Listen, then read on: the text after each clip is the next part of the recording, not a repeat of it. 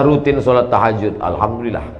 Sholat istikharah hampir 2 tahun. Wah, hebat. Tapi belum juga Allah kabulkan jodoh saya. Ada kawan saya sholat wajib pun dia tak jelas. 2 bulan langsung dilamar. Pertanyaannya, di mana kekurangan saya, Pak Ustaz? Ini bukan bertanya, curhat ini. Allah itu kalau ngasih menurut kemauan kita, menurut kemauan dia. Kemauan dia. Allah itu ngasih menurut selera kita atau selera dia. Jadi ada satu ibadah yang tidak perlu mengeluarkan air liur, bukan baca Quran, tidak perlu mengeluarkan keringat, bukan tawaf dan sa'i, tidak perlu mengeluarkan tenaga karena dia bukan jihad, tidak perlu mengeluarkan darah karena bukan fisabilillah, tidak perlu mengeluarkan uang karena dia bukan infak sedekah. Diam saja. Apa itu ibadah yang tertinggi? Ridha, menerima ketetapan Allah Subhanahu wa taala. Sulitkah bagi Allah mempertemukan engkau? Mudah saja. Man from Mars, woman from Venus. Laki-laki dari planet Mars, perempuan dari planet Venus bisa pula bertemu di dunia. Cobalah tanya ibu sama bapak nih, semua punya cerita, bisa manusia ini banyak, tak sama ceritanya. Pak, ya, gimana bapak cerita sama ibu? Tak usah lah Ustaz tanya. Kenapa? Salah sambung dulu Pak Ustaz. Bu, gimana cerita sama bapak? Ada saja skenario Allah membuat cerita yang luar biasa. Ada yang salah bertamu, ada yang nengok kakaknya nampak adiknya. Macam-macam cerita itu. Oleh sebab itu saudaraku, sesungguhnya ada rencana Allah yang lebih indah. Tapi setelah usaha, ikhtiar. Itulah gunanya silaturahim, berkenalan. Ustaz Somad, ada tak stok? Ada saya. Banyak jamaah-jamaah kita. Ada laki-laki yang bingung mencari perempuan, ada perempuan yang bingung mencari laki-laki, dijumpakan sama Ustaz. Tapi Ustaz itu bukan mak comblak. Jumpa. Ustaz, kenalkan saya sama anak Pak Haji itu Pak Ustaz. Bisa? Datang kau nanti ke rumahnya ya? Iya. Tapi perempuan itu tak tahu. Karena kalau perempuan itu tahu dia mau ditengok, tebal bedaknya tak sama macam kemarin. Nanti disuruh bapak tulang bawa air. Anak, bawakan dulu air teh manis tamu kita. Keluar dia dari kamar kan.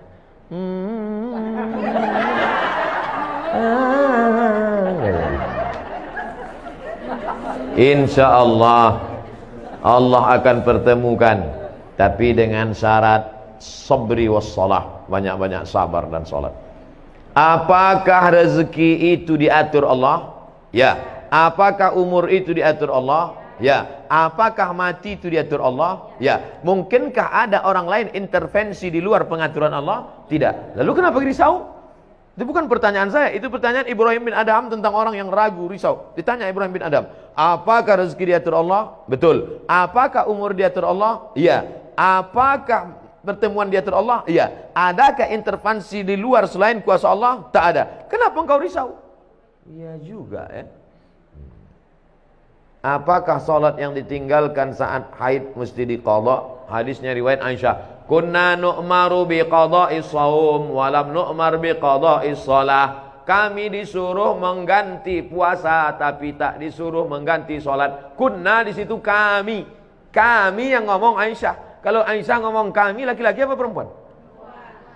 Kami perempuan disuruh mengqadha puasa. Adapun sholat yang tinggal ketika dalam masa menstruasi tidak diqadha, tak diganti. Saya selalu bangun sholat tahajud tapi seringkali tertidur di tengah sholat sehingga lupa rakaat ataupun bacaan. Tapi saya selalu berusaha untuk bangun Pak Ustaz. Apakah sholat saya diterima Allah Subhanahu wa taala? Orang yang wajib sholat itu baligh berakal. Ada yang baligh tapi tak berakal. Maka ini termasuk tak berakal. Karena akalnya hilang. Orang yang akal hilang itu 3. Anin na'im hatta yastayqiz, orang tidur sampai bangun. Anis sabi hatta yahtalim, anak kecil sampai akil baligh. Anil majnun hatta yafiq, orang gila sampai sembuh.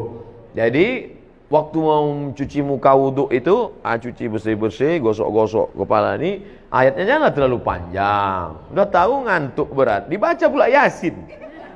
Itu tidurlah. Baca qul huwallah, inna a'taina wal asri. Nah itu. Tapi kalau qul huwallah pun tertidur juga, ini parah betul ini. Orang yang cepat, orang yang banyak tidur itu dua kemungkinan. Pertama, kurang gizi. Kedua, diganggu setan. Oleh sebab itu baca-baca banyak auzubillahi samil alim minasyaitonir rajim, auzubikalimatillahit tammati min kulli syaitani wa hamati wa min kulli ainil lammah. Untuk gizi banyak-banyak makan minyak ikan. Banyak-banyak minum madu. Saya seorang bapak yang meninggal lebih dulu, maka istri menerima 1/8 hak istri sebagai istri almarhum. Harta bapak 1 miliar. Bapak meninggal lebih dulu. Meninggal bapak, maka ibu mendapat 125 juta 1/8. 875 dibagi kepada anak-anak yang lain ahli waris. Anak laki-laki 2 kali bagian anak perempuan. Setelah itu anak lelaki almarhum meninggal. Apakah ibu dari anak laki-laki tersebut tetap mendapat 1/8? Tetap dapat 1/8, karena makna walakum nisfu ma taraka azwajukum illam yakul lahunna walad.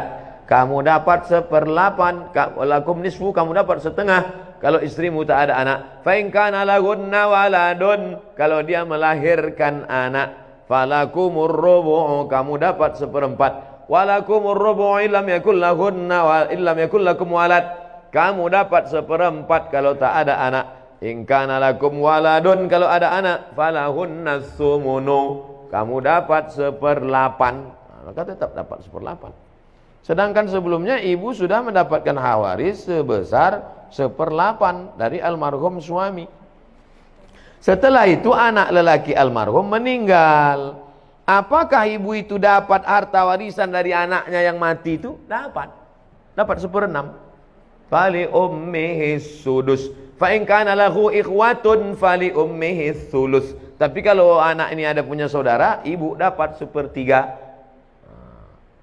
Nah, ini tentang pembagian ibu kalau anaknya meninggal. Ibu kalau anak ibu meninggal dunia, ibu dapat 1/6. Istri dia, menantu ibu, dapat pula dari anak laki-laki ibu tadi. Jadi dapat. Oh kok gitu dapat 2 kali dia Pak Ustaz? Itu makanya enak umur panjang. Asal mati orang dapat. Kalau ada hubungan waris. Mudah-mudahan kita panjang umur. Wah, banyak yang mau dapat lah. Ada kisah Imam Syafi'i menginap di rumah Imam Abdullah bin Hambal. Dan putrinya melihat Imam Syafi'i tak sholat tahajud. Dijawab Imam Syafi'i karena memikirkan 7 masalah umat. Dalam kajian lain, Ihya Ulumuddin ini nama kitab. Nama penulisnya Imam Abu Hamid Al-Ghazali, meninggalnya 505 Hijrah. Kitab yang paling bagus tentang psikologi Islam, tentang masalah hasad, masalah dengki, masalah busuk hati. Ini kitab Ihya Ulumuddin, bagus. Bahwa ibadah yang bersifat fardu ain lebih diutamakan dibanding fardu kifayah. Bagaimana pendapat Ustadz tentang hal tersebut? Ada kontradiktif antara perbuatan Imam Syafi'i dengan ucapan Imam Syafi'i. Katanya ibadah yang fardu ain lebih utama dibanding fardu kifayah. Sedangkan dalam riwayat kehidupannya, dia tidak sholat tahajud karena memikirkan 7 masalah umat. Memikirkan masalah umat itu kan fardu kifayah. Sedangkan sholat tahajud sunat, bukan fardu ain. Tahajud bukan fardu ain, kecuali ditinggalkannya sholat wajib. Kok kenapa tak sholat wajib? Aku memikirkan umat nih sekarang. Itu tak betul. Dan tidak pula tiap malam. Imam Syafi'i bukan tiap malam dia tak tahajud. Jadi ceritanya Imam Syafi'i bertamu ke rumah Imam Ahmad bin Hambal. Paginya ditanya sama anaknya, ya itu siapa ya? Kok aneh kawan ayah itu? Kenapa? Ada 3 aku lihat. Yang pertama, kuat kali makan dia, habis makanan. Yang kedua, dia tadi sholat subuh tidak wudu. Yang ketiga, dia tak tahajud. Kata Imam Ahmad bin Hambal, itu Imam Syafi'i, guru saya. Imam Ahmad bin Hambal itu murid Imam Syafi'i ketika sedang berada di Baghdad, Irak. Imam Syafi'i meninggal 204, Imam Hambali meninggal 241. Ingat, ada 2 angka yang mirip, 204, 241. Kenapa dia sholat subuhnya tidak wudhu? Karena wudhu isyanya tak batal. Kenapa dia tak tahajud malam itu? Karena tahajud amal pribadi. Sedangkan ada amal mengalir setelah mati, yaitu amal jariah nulis buku. Tahajud kalau kita buat untuk kita sendiri, mati kita putus. Tapi kalau nulis buku, tapi jangan tiap malam nulis tak tahajud. Sekali-sekali. Yang ketiga, kenapa makannya banyak? Karena makanan orang beriman itu obat. Bapak, ibu kalau banyak tadi makan, mana tahu ditanya, kok banyak kali makan? Ini obat. Cuman kadang orang yang tiga cerita ini, yang satu itu aja ingat dia. Yang dua itu tak ingat. Makanan orang beriman itu, la ya'kulu ta'amaka illa taqiyun. Tidak ada yang memakan makananmu kecuali orang yang bertakwa. Yang menyiapkannya takwa, yang memakannya pun orang takwa. Semua yang saya makan di rumah ini, yang kita makan di rumah ini, jadi amal soleh. Kenapa? Karena orang beriman itu makan liyuqima sulbahu, untuk menegakkan tulang belakang. Asal udah tegak tulang belakang, stop. Jadi kalau bapak ibu nampak nanti saya makan ini, ambil ini, ambil ini. Ustaz kok banyak kali makan? Aku kalau tidak begini tak tegak tulang belakang. Boleh tak sholat tahajud 10 menit sebelum azan subuh? Waktu tahajud dari sejak isya sampai azan subuh. Jakarta subuhnya sekarang jam berapa? 4:06. Jam 4 sholat tahajud sah. Tapi jangan tiap malam. Sekali-sekali. Jam 4 udah berbunyi, udah suara mengaji di masjid, boleh. Yang penting belum masuk waktu subuh. Saya tidak mengatakan azan. Saya tidak mengatakan azan. Belum masuk waktu subuh. Karena banyak juga sekarang muazin, azannya sudah masuk beberapa saat, dia pun ketiduran juga. Boleh tak witir 1 rakaat Pak Ustaz? Sesikit-sikit witir 1 rakaat. 3, 5, 7, 9, 11. Habis. 11 paling banyak. Jadi kalau ada orang sholat witir 1 rakaat, sah. Tapi masa iya mau masuk surga 1 rakaat? Pas ditengok malaikat, berapa witir kau? 1, mak, sedikit kali kata malaikat. Pede kali kau masuk ke sini 1. Imam Ahmad bin Ambal, Imam Hambali, sholat dari isya sampai subuh. Nabi, wala sawfa yu'tika rabbuka fatardo, apapun yang kau mau ku kasih Muhammad, sampai bengkak kakinya. 1 rakaat mau masuk surga. Kau masuk surga? Ya Allah, di kaki 5-nya pun tak apa-apa lah. Mudah-mudahan kita masuk surga Jannatul Firdaus. Idza sa'altumullah, kalau kau minta kepada Allah, fas'aluhul firdaus, mintalah surga Jannatul Firdaus. Bagaimana hukumnya kalau suami berselingkuh? Apakah sebaiknya bagaimana kalau suami garis miring istri? Suami atau istri berselingkuh, apakah sebaiknya suami istri itu minta cerai atau gimana Pak Ustaz?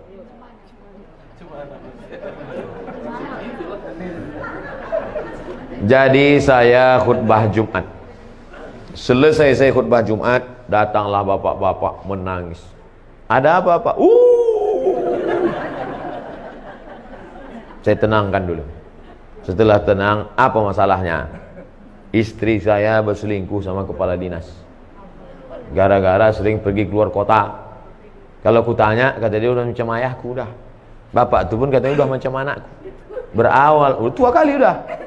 Berawal dari macam, berakhir dengan macam-macam. Nah itulah, ini pelajaran, jangan sampai menganggap udah macam ayahku, udah macam abangku, udah macam adikku ya. Banyak orang ini menganggap masalah sholat, aku ikut Allah. Masalah puasa, aku ikut Allah. Tapi masalah pergaulan ini, aku lebih tahu daripada Allah. Nah, ini studi kasus. Saya tidak menjawab ada di dalam kitab. Tidak, true story, kisah nyata.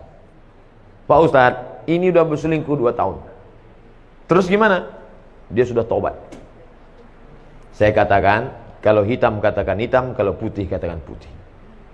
Kalau padi katakan padi, jangan sampai tertampi-tampi. Kalau jadi katakan jadi, jangan sampai tenanti-nanti. Kenapa ke situ pula perginya? Kalau kau sanggup terima dia, terima. Tapi kalau tak sanggup, lepaskan baik-baik. Istikharah dulu. Kasih waktu. Sebulan, 2 bulan, 3 bulan. Gimana sanggup? Insya Allah sanggup Pak Ustaz. Serius sanggup? Sanggup Pak Ustaz. Oke lah, jagalah. Sebulan sesudah itu datang lagi.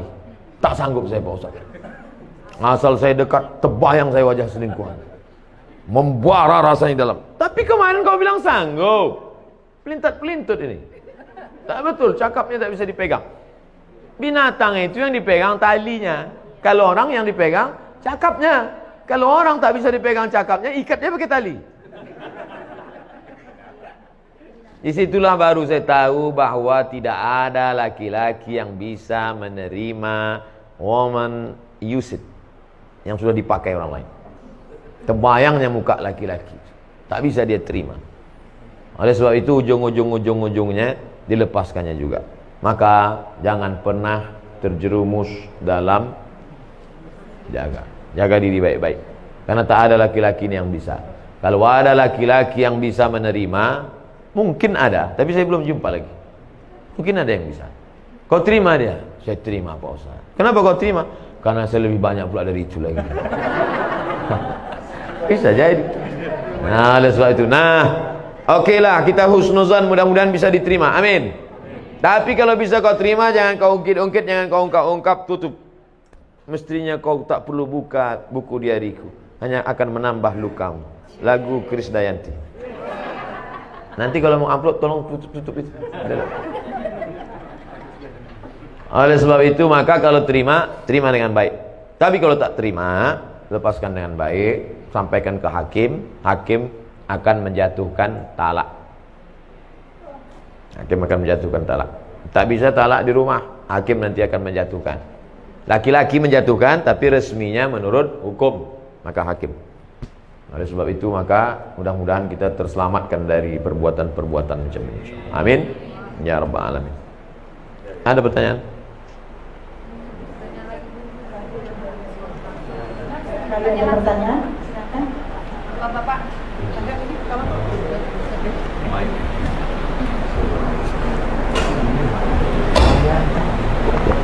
Assalamualaikum warahmatullahi wabarakatuh. Waalaikumsalam warahmatullahi wabarakatuh. Bagaimana hukumnya jika kita takziah sedangkan almarhum itu orang lain? Apakah pahala sampai kepada almarhum? Waalaikumsalam warahmatullahi wabarakatuh. Kata Nabi, kalau kau lewat di makam Baqi di samping Masjid Nabawi, keluar masuk dari pintu Babus Salam, laki-laki keluarnya tembus itu lurus, nama pintunya Babul Baqi, pemakaman Baqi. Kalau lewat di Baqi, ucapkanlah salam, assalamualaikum ya ala diyar minal mu'minin wa inna insyaallah bikum lahiqun yarhamullahu al-mustaqimin wal mustaqirin nas'alullah lana wa lakumul afiyah. Kalau dibacakan doa itu sampai tak pada orang di Baqi itu? Ada hubungan kita sama orang Baqi itu? Mana ada? Dia Arab, kita Arab cemas. Kita Arab maklum. Itu menunjukkan bahwa doa orang Islam sampai. Maka jangan ragu, tahlil, takziah sampai pada orang mati. Sampai. Tapi ini Pak Ustaz, hadis. Iza matal insan, kalau manusia mati, inqata'a amalnya putus. Kecuali 3. Waladun salihun, ilmun yuntafa'u bih, shadaqatun jariyah. Ini orang tak paham hadis. Abdul Somad kalau mati, amal Abdul Somad ini putus. Bukan amal bapak ibu putus ke saya. Amal bapak ke saya putus apa tidak? Tidak. Kalau putus amal bapak, macam mana ada sholat jenazah? Sholat jenazah itu amal saya apa amal bapak? Amal ibu bapak. Saya udah mati udah. Tapi amal saya dulu ada 3 yang tetap mengalir. Yang pertama, Abdul Somad ceramah-ceramah diamalkan oleh jamaah, mengalir. Yang kedua, rupanya Abdul Somad peletakan batu pertama, mengalir walaupun sebiji batu. Apalagi yang satu saksmen. Yang ketiga, anak Abdul Somad, Mizian Hazik Abdillah, berdoa dia di tengah malam, mengalir. Bukan maknanya amal orang lain tak mengalir. Amal saya putus kecuali 3, tapi amal orang tetap mengalir. Jadi jangan ragu tentang ini. Apa saja yang mengalir itu Pak Ustaz? Bacaan Quran mengalir. Mana dalilnya? Abdullah bin Umar, anak Umar bin Khattab berpesan, nanti kalau aku mati meninggal dunia, bacakan pada bagian kepalaku Al-Fatihah, bacakan pada bagian ujung kakiku ujung Al-Baqarah. Riwayat lain, bacakan pada bagian kepalaku awal Al-Baqarah sampai wa ulaika humul muflihun. Pada bagian kakiku bacakan lillahi ma fis samawati sampai habis. Itu menunjukkan amal orang hidup baca Quran sampai, doa sampai, sedekah sampai, haji sampai, kurban sampai. Apa sedekah yang paling afdal ya Rasulullah? Saqil ma, kasih air minum. Buatkan sumur bor untuk almarhum. Nah, tempat kita jangan kasih air lagi, atas air, bawah air, banjir. Apa yang perlu dia? Kasih. Di pondok pesantren ini apa yang perlu? Perlu kalian air? Tidak apa, banyak udah air. Apa yang perlu? WC, ya kasih WC. Kemarin di Palembang, bantuan dari alumni 52 unit WC. Oh, bagus. Apa yang paling diperlukan orang? WC ini sangat diperlukan di pesantren. Berapa anak-anak yang kebelet tertolong? Man yassara an mu'sirin yassarallahu anhu yaumil qiyamah. Siapa yang memudahkan urusan orang, dimudahkan pula urusan dia. Oh, itulah urusan yang paling tersulit di dunia. Dilepaskannya urusan orang.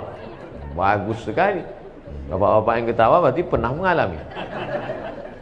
Nah, jadi ceritanya Pak, bacaan Quran sampai, bacaan doa sampai, jangan takut, jangan khawatir. Walaupun kita tak ada hubungan sama dia, karena berdasarkan hadis Nabi. Adapun hadis yang mengatakan tak sampai adalah amal yang mati itu yang lain putus-putus. Amal saya putus, tahajud saya putus, witir saya putus, sholat saya putus, tapi amal orang tetap mengalir.